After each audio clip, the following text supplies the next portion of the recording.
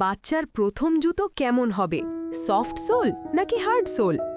বাচ্চা কি কেবল হাঁটা শিখছে?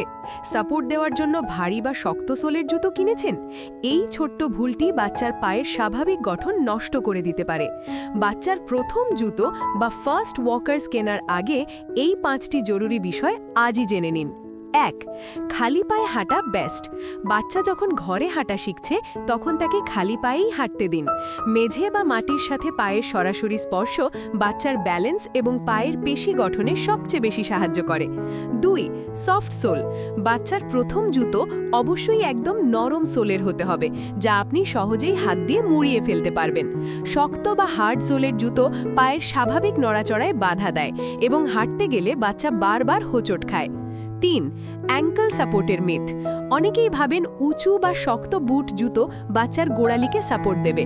এটি সম্পূর্ণ ভুল ধারণা। শক্ত জুতো গোড়ালির নড়াচড়া আটকে দেয়। গোড়ালিকে প্রাকৃতিকভাবেই শক্তিশালী হতে দিন। 4. ম্যাটেরিয়াল বা কাপড়। প্লাস্টিক বা রেক্সিনের বদলে সুতি, ক্যানভাস বা একদম নরম ম্যাটেরিয়ালের জুতো বেছে নিন। এতে বাচ্চার পা ঘেমে পিছলে যাবে না এবং বাতাস চলাচল করতে পারবে। 5. সঠিক সাইজ। জুতোর সামনের দিকে সবসময় বাচ্চার বুড়ো আঙুল থেকে অন্তত 1 আঙুল পরিমাণ জায়গা ফাঁকা রাখবেন। একদম মাপে মাপে বা খুব ঢিলা জুতো কখনোই পরাবেন না।